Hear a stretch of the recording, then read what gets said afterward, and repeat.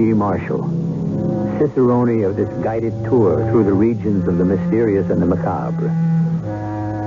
Every man has his price, or so we are told. Some of us may protest that we are not for sale, and we may even be convinced of it. However, one should really refrain from making such statements until one has turned down an offer. The cynical view is that human beings are like the stock market. It's merely a matter of closing the distance between the bid and the ask. Is there really such a thing as an offer one cannot refuse? That's what the next hour is all about. What can I do for you, ma'am? I want someone to commit a murder. What did you say? I believe you heard me. Madam, this is a furniture factory.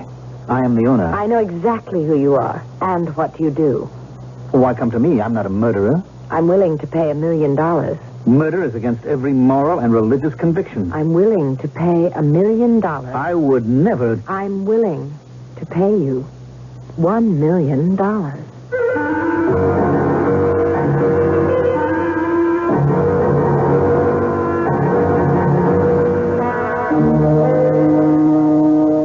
Our mystery drama, $1 Million Murder, was written especially for the Mystery Theater by Sam Dan and stars Mandel Kramer. It is sponsored in part by Allstate Insurance Companies and True Value Hardware Stores. I'll be back shortly with Act One.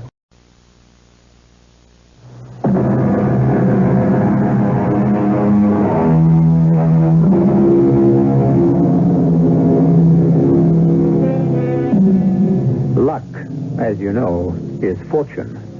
Of course, that's good luck. On the other hand, we have bad luck. The way it works, most people average out, which brings us to the law of averages, which says that over the course of your lifetime, you can expect luck to break 50-50.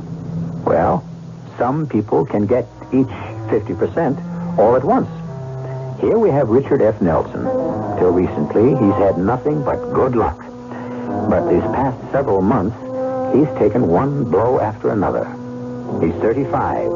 Half his allotted 70. Is bad luck to be the pattern for the rest of his life? Come in. Jerry, come on in. Sit down. Dick, What's the matter? What's the long face? Well, I guess there's no other way to say it except to say it. I'm leaving. You what? I got another offer. You're walking out on me in the middle of the season? Dick, I can't turn it down. The money's twice as good. I taught you everything you know. I made you my production foreman. My future to think about. What are you giving me? 2 weeks. 2. As far as I'm concerned, you can walk out of here right now. Pick up your money and beat it. Okay, Dick, if that's the way you feel. Jerry, wait a minute. I'm sorry. I had no right to talk to you like that. Actually, I should be happy that you're getting a break. Dick, believe me, if it wasn't for the money... Come on. You're not supposed to spend your life out here in the sticks. You don't really owe me anything. Where's the job? Imperial Furniture. Oh, that's big time. I don't even know how they ever heard of me. Well, word gets around. You're a top man, Jerry. Well, I sort of felt you'd be glad for me, Dick, because that's the kind of guy you are. It's just that so many things have been going wrong lately. I guess I'm just a little off stride, that's all. Well, you know, my assistant's a pretty good man. But don't worry about it. We'll survive. Anyhow, good luck. Thanks, Dick. And let's have dinner one night before you go. Well, I'm going to be working overtime to the last minute. I want to leave you in good shape. Oh, by the way, that northern cherry wood I want to use for the sofa frames, it didn't come in. What do you mean didn't come in? We should have had delivery a week ago. Look, you get back to the shop. I'll handle it. Sure. Yes? Millie, get me George Cawley, please. Yes, Mr. Nelson. And I have a call from Edward Jerome of Western States Merchandisers. Will you talk to him? Will I talk to him? What do you think? Yes, sir. I have Mr. Nelson for you now, Mr. Jerome. Hello, Dick. Eddie, what's new? Dick, I'm calling to tell you that we have to cancel. What? I just got word this morning. Canceled? It's direct from the 8th floor. Eddie, we made a lot of those chairs to your particular specifications. Well, that was just part of, an informal understanding. But why, Eddie? I don't know. I guess all of a sudden classic is out and modern is in. Eddie, practically all of it is made, packed, ready to ship. Believe me, Dick, I understand. Do you know what I've got tied up in that order? Yeah, I know, and I'm sorry. Look, well, can't you salvage even a piece of it for me? I tried. Dick, I tried. But they shot me down. I'm really sorry, Dick. I'll be talking to you. Yeah, okay. I could almost believe it's a plot. What now? Yes? I have Mr. George Cawley. Oh, thanks. Go ahead, Mr. Cawley. Hi, Dick. What's on your mind?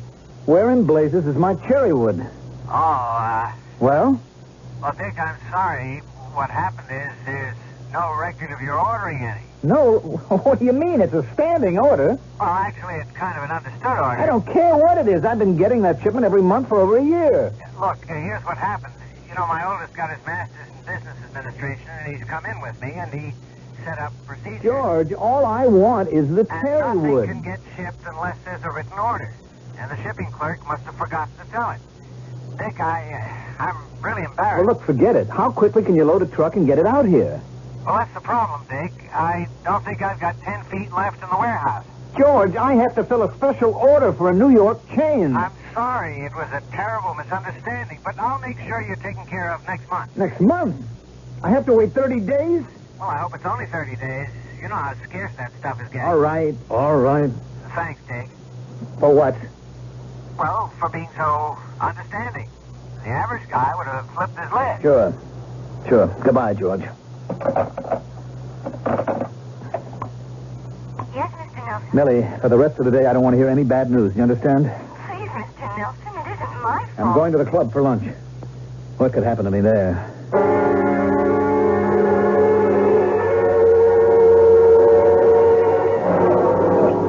Hello, Dick. Oh, so tomorrow. You expecting anyone? No. You join me for lunch? Thanks. I was hoping I'd run into you. You look a bit out of sorts, Dick. Something wrong? Yeah. What is it? I wish I knew. You'll have to explain that. Oh. Judge, you familiar with the story of Job? Mm-hmm. More or less. Well, that's who I feel like right now. I don't see any boils. Well, it might have been somewhat presumptuous of me to make the comparison, but I just feel that I am about to go down the drain. Are you serious, Dick? Judge, if things go on at this rate, I'll be bankrupt within a year. I stand to lose everything I own in the world. But everyone says things are going great at your plant. Every day it's something else. Another setback. I'm losing key customers. How? I don't know. Vital raw materials don't arrive. Why? It just happens.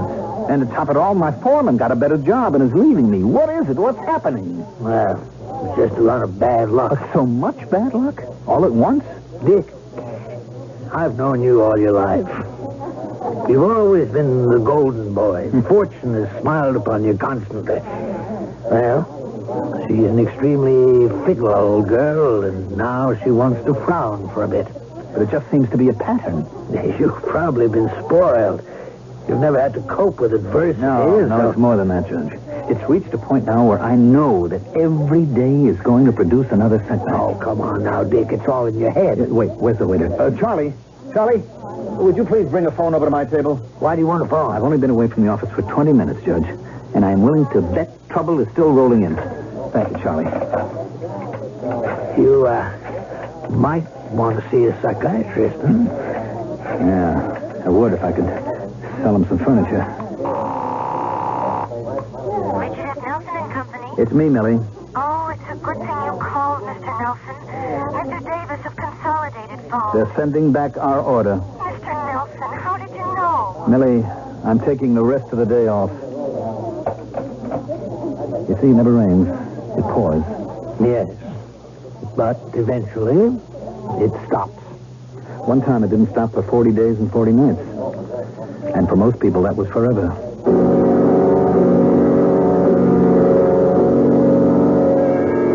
You don't don't have to let Jerry Lyons go, according to the union contract. I know. I can keep him for a full year on a technicality, but what's the good of it? He'd be unhappy. And why did you let George Coley off the hook? Dorothy, what was there I could do? You know what probably happened. Somebody needed that wood badly, offered him a higher price. Come on, George Coley isn't that kind of a guy. You're not that kind of a guy.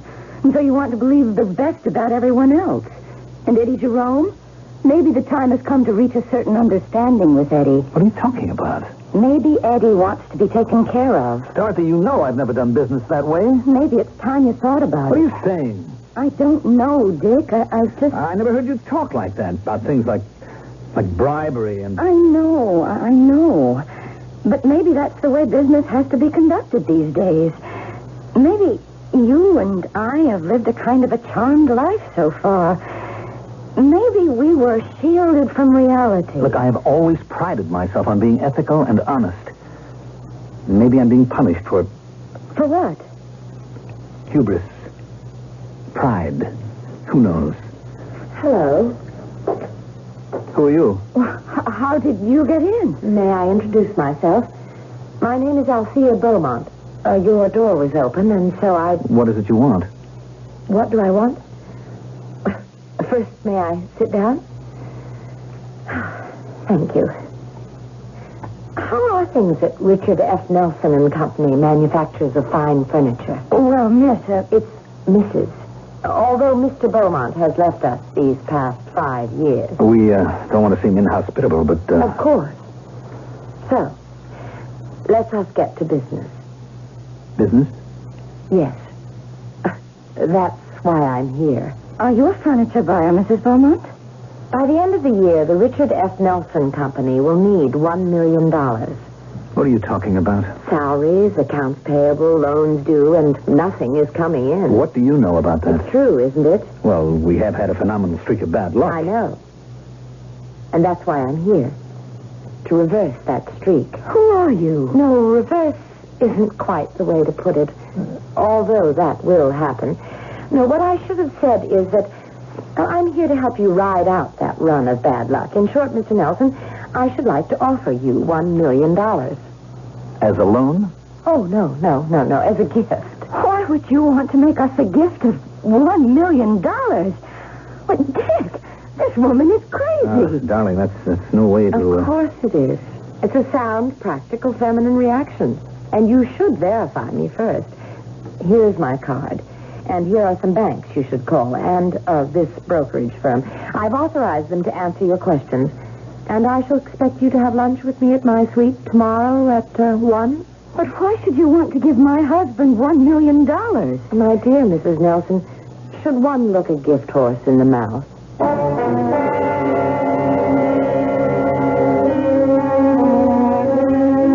There are two schools of thought on that subject. People like St. Jerome and Miguel Cervantes said no. On the other hand, had the men of ancient Troy been more scrupulous in the inspection of their gift horse, the Greeks would have lost the Trojan War. But who is this Mrs. Althea Beaumont who intends to offer $1 million to a complete stranger and for no apparent reason? We'll know more when I return in just a few moments with Act 2.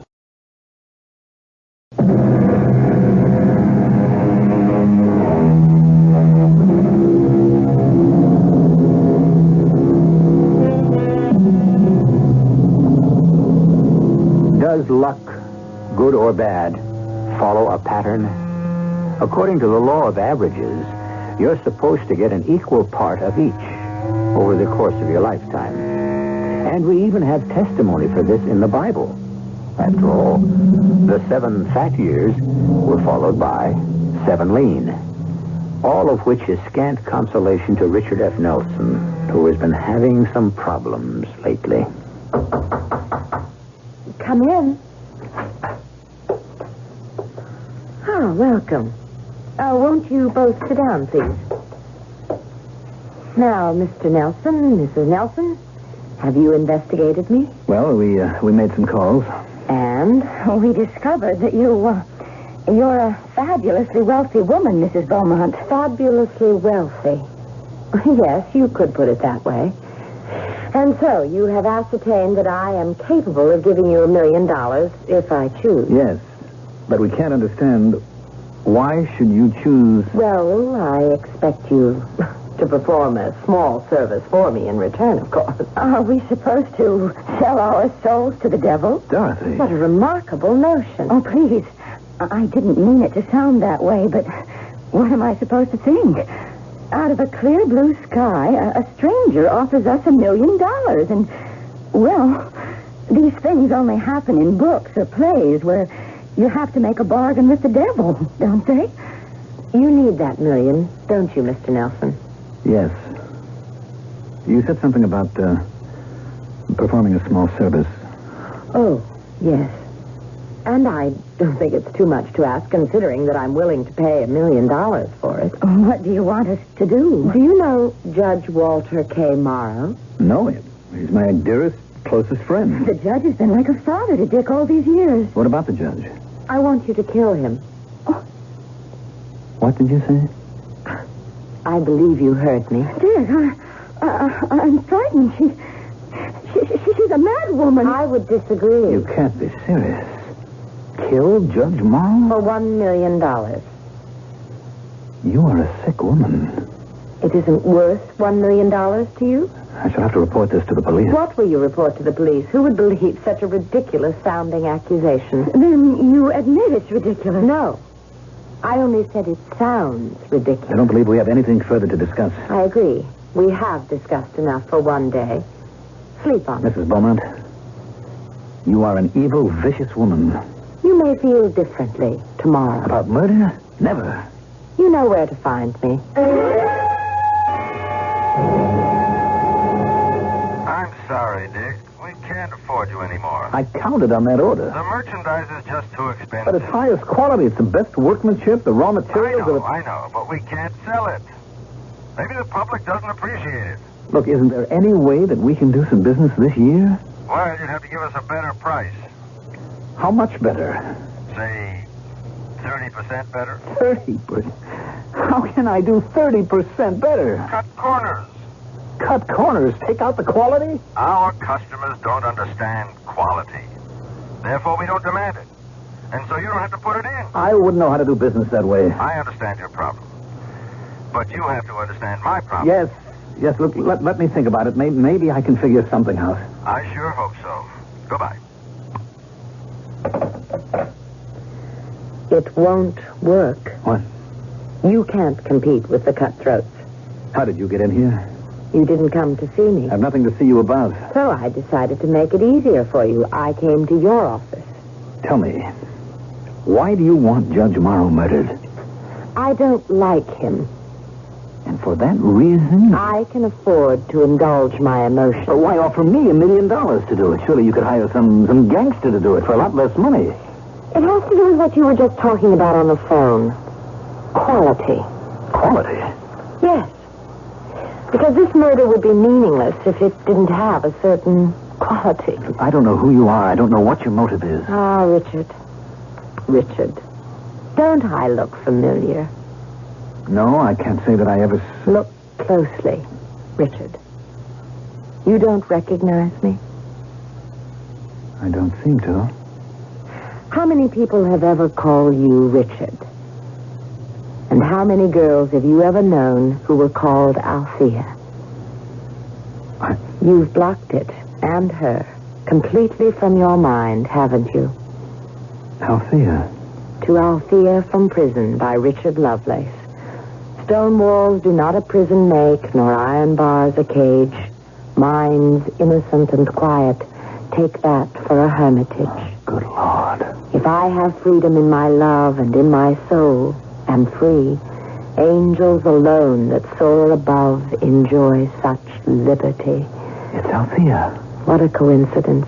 Your name was Richard and my name was Althea, and we pretended that you were that poet, that wonderful 17th century poet. How old were we? Althea. Just 18. You can't be Althea. You were the wealthy college boy, and I only a townie who worked at the coffee shop. Oh, how I loved you, Richard. You were so different from every boy I'd ever known. Please, Althea. You introduced me to art, music, poetry, and now you don't even remember. I do. I remember. Do you remember the day that I told you Althea, that don't. I loved you so much, Richard? I loved you Please. so much. Let me refresh your memory. No, Althea, please. We were walking in the woods, and we came to our favorite spot. Althea, darling. Tell me you love me, Richard. Oh, tell me. I love you. Richard, What's the matter, darling? What is it? well, Something wrong? I guess it all depends on the way you look at it. You're acting so mysterious. I suppose I am. It is the eternal mystery, the age-old mystery, the ever-new mystery of life and birth. Althea, what are you saying? I'm saying that you and I are going to... Althea. Are you sorry, Richard? Sorry. Oh, my darling. Darling, I'm so happy. Are you sure? Yes. Well, we'll have to get married. Oh, Richard. You're the only girl I've ever loved, Althea. We're going to be married sooner or later. Okay. Sooner is greater.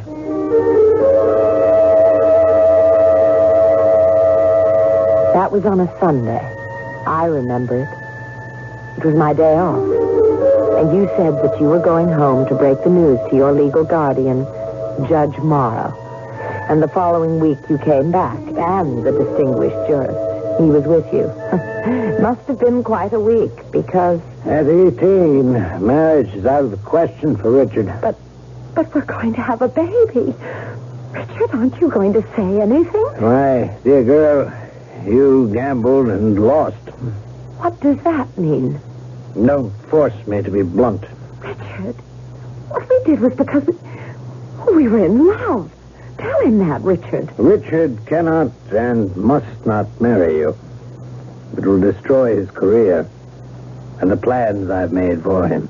Richard, aren't you going to say anything? Richard and I have discussed this matter from every viewpoint, and we have reached the same conclusion. Richard, please, Richard, I won't let you leave me. I won't give you up. I'll kill myself. Althea, no. Be quiet, Richard.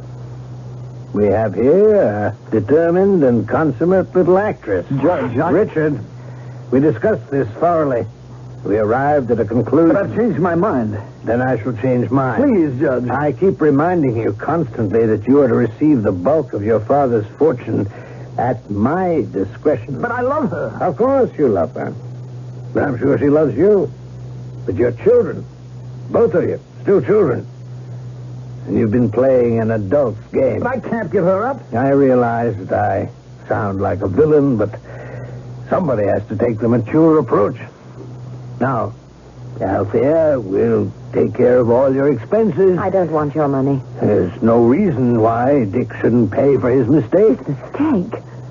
Richard, tell me, was it a mistake? Was it? Tell me. Althea. I see. I want you both to leave this place this minute. Althea. Get out. Now, Althea, we're just trying to do the right I thing. said get out. And one day, I promise you, I'll pay you back. I will pay both of you back. And here I am, Richard, ready to keep my promise.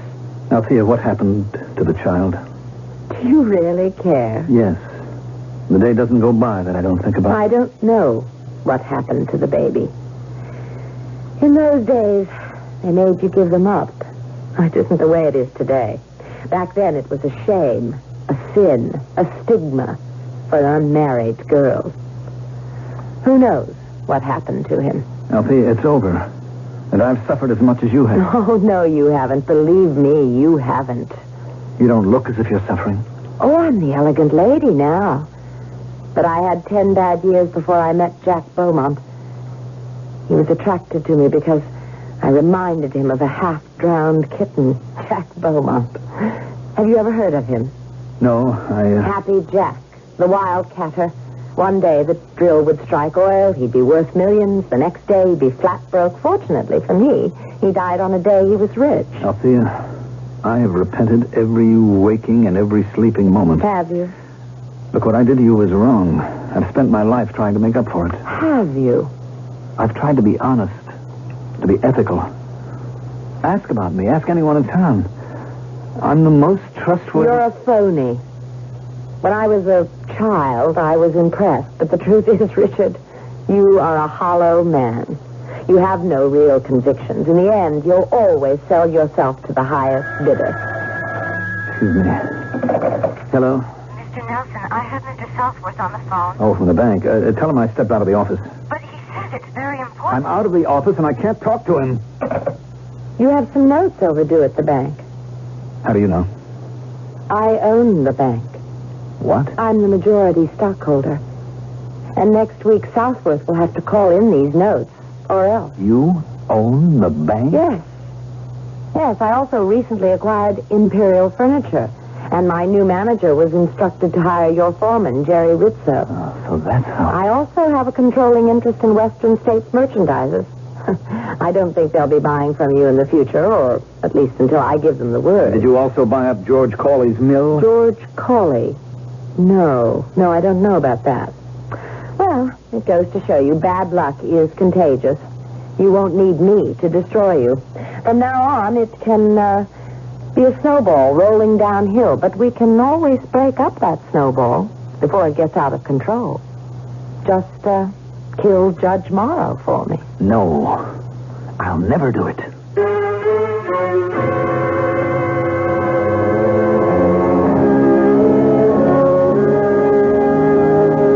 Never, as we all know, is a long, long time. Actually, it's the same as forever.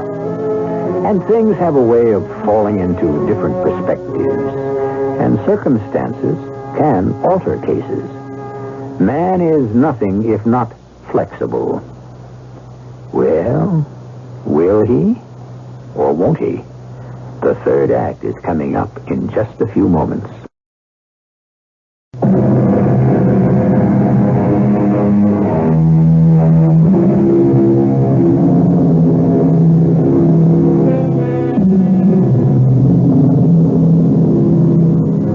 We talk about morality. But what is morality? It comes from the Latin mores, which means customs. In other words, what the majority believes is moral. Now, if we are having this searching analysis of morality, it's only because Mr. Richard F. Nelson is undergoing the same process. Mr. Nelson is in danger of losing everything he cherishes unless he commits murder. And murder, as we all know, is not moral. So, what is morality? Dick? Yes? I was at the club today, and I signed for lunch. Oh? And as I was leaving, John, the manager, took me aside and said you hadn't paid our dues and that we were 3 months. Yes, I know. Dick, I don't want to be embarrassed, so won't you take care of it? Wait a minute. Dorothy, is it possible that you don't know what's happening? Dear, surely we can pay our dues. We're going to have to resign from the club. Well, that's impossible. Do you realize my family has always... Well, my grandfather was one of the We founders. simply no longer can afford it.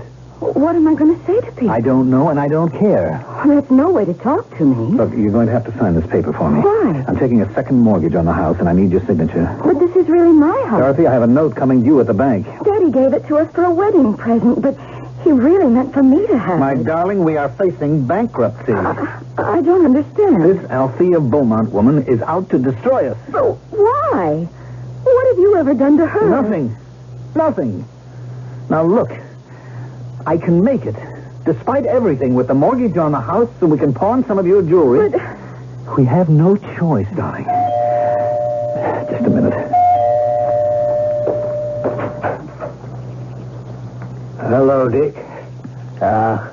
Mind if I come in? Well, Judge, of course.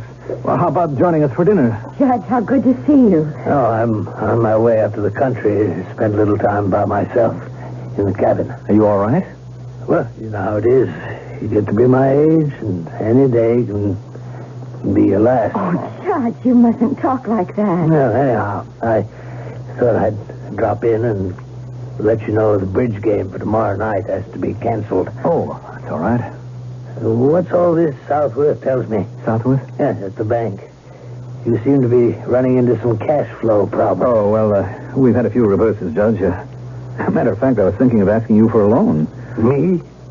Where else can I turn? My boy, 15 years ago, I gave you all the money you were ever going to get from me. Judge, times happen to be very tough. It's tough times that bring out the best in people. That's when you develop character. But I have some unusual problems. I could do the easy thing, Dick, and give you the money, but you get out of this yourself. Now, you got the stuff, and you'll see. You'll both thank me for it later. Seems I remember I once heard you say that before. Mm-hmm. You may have. And I was right, wasn't I? Well, goodbye. I'll probably be back for the weekend. What is he talking about? Oh, nothing. All right, now I can raise $80,000 on the house. And the jewels will be another $50,000. And we have the Persian rugs and the porcelain and the silver. Dick! I'll be able to pay the interest and meet the payroll. All I need is some breathing room, Dorothy, and I'll beat this thing. Just stand by me, darling. Stand by me, promise. I promise.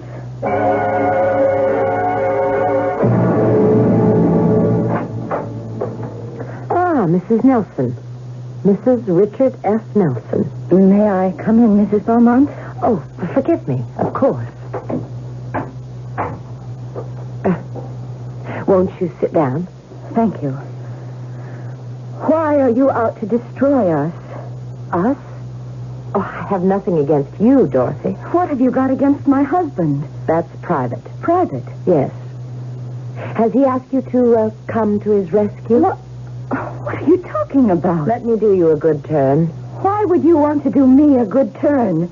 Especially since you are resolved to destroy my husband. Save yourself. What? The ship is sinking. Get on the lifeboat. So far, it's a rather roomy and comfortable lifeboat. I don't know what you're talking about. Travel in the same circles. Mingle. Try to meet a man of your own position. Marry again. I happen to love my husband. That's an interesting word. Happen. You happen to love Richard. By the same happenstance, you'll come to love someone else. I should know. It happened to me. Richard isn't worth it. Since you are a woman of no morality, love is foreign to your understanding. Of course. Well, here's the position. You can strip yourself clean in a vain attempt to salvage Richard's business. I have confidence in Richard. I hope so. Think it through. You won't have a penny to your name, and neither will Richard. Are you equipped for a life of poverty, Mrs. Nelson? It's a woman's duty to stand by her husband. You show promise and even progress. First you would stand by him because you love him, now because it's your duty.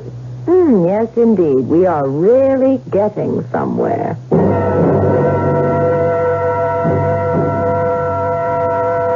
You lied to me. Why? Why did you lie to me? How could I tell you the truth? You were the father of her child. Oh, good Lord, it sounds like a melodrama. I was young, stupid. Now you're older and not much wiser. Didn't you ever make a mistake? Yes, I married you. Dorothy. I guessed wrong. I never had the courage to bring it out into the open. But now I can face it. My share of our money won't save you. Dorothy, you have to help me. I have nowhere else to go. Yes, you have. What are you saying? You know what I'm saying. Are you telling me to kill Judge Morrow? I'm only saying you have an alternative. Do you think for one moment that I would? I don't know. I just can't stand any more of this. It's impossible for me to stay with you any longer. Just as it was impossible for you to stay with her once.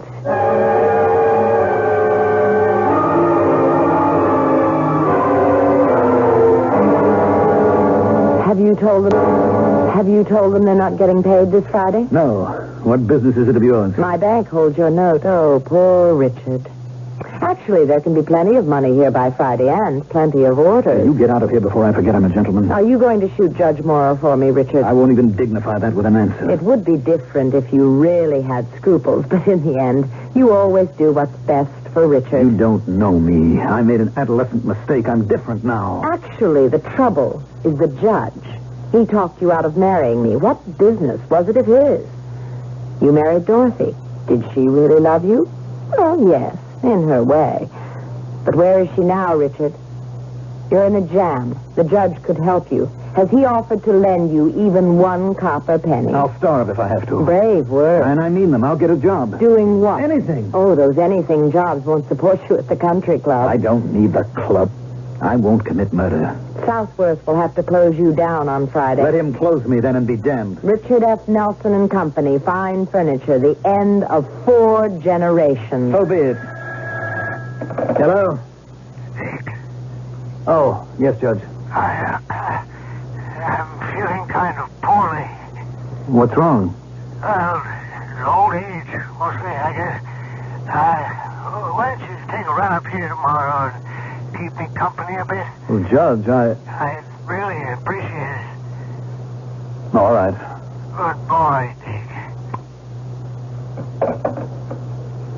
Well, that was the author of all your problems. Why don't you go up there and kill him? I don't have to kill him. And I've got the last laugh on you.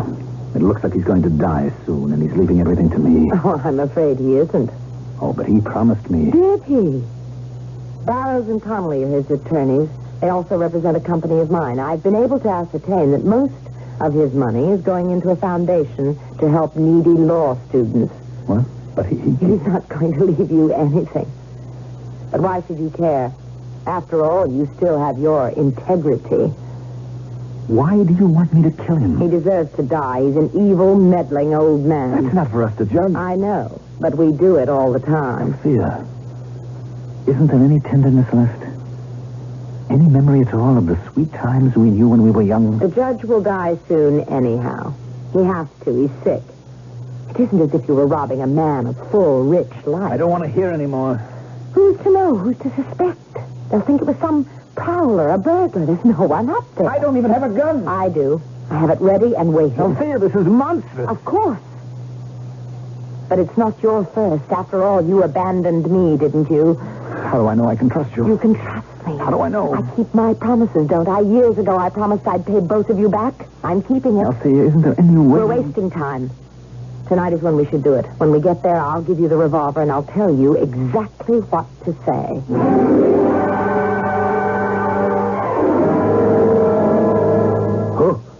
Who's there? I say, who's there? It's me, Judge.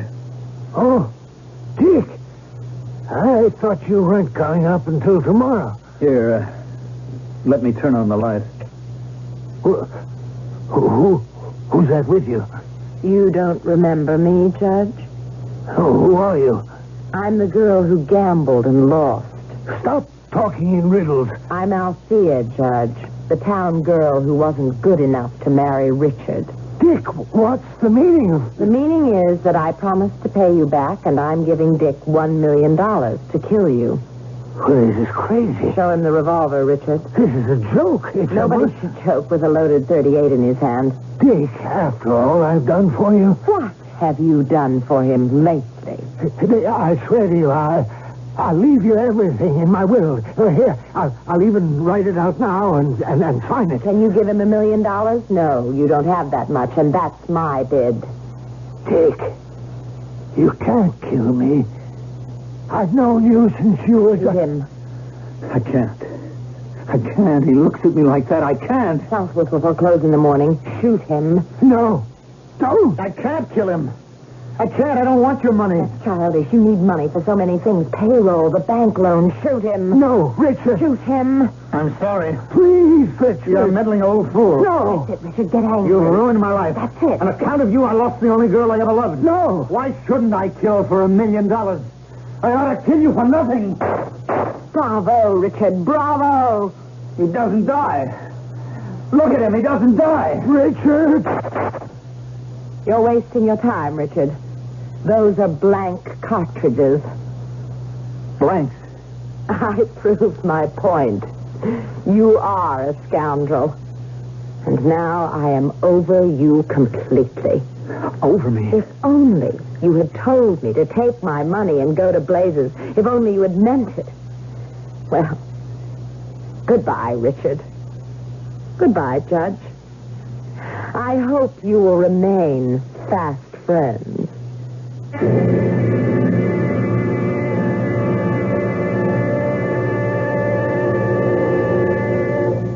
No, they didn't. And Richard's wife left him, too. But you know, Althea did pay him the $1 million. After all, he kept his part of the bargain. It was she who loaded the dice. Or we should say, the gun. I'll be loading up with some information for you when I return shortly.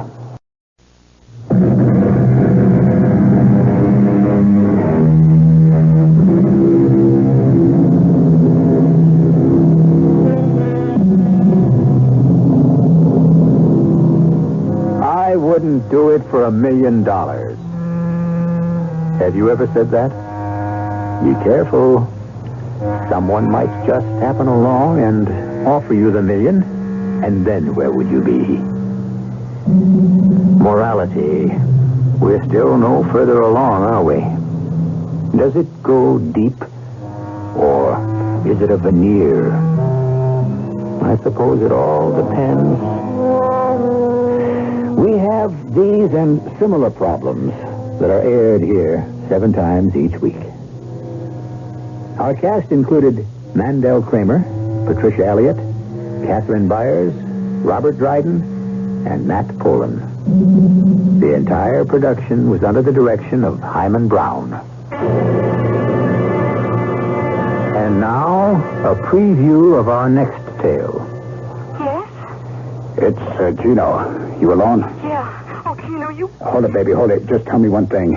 Only after you tell me. Are you all right? I'm fine. Now it's your turn. What bank do I use?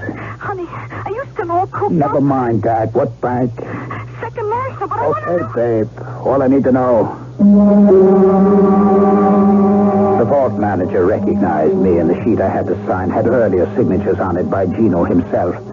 What I forged was close enough, and the box had just what I figured. I didn't stop to count the money. What was more interesting was a list of names and the whole structure of the organization. And what was most interesting after I put the box back and came out was meeting myself.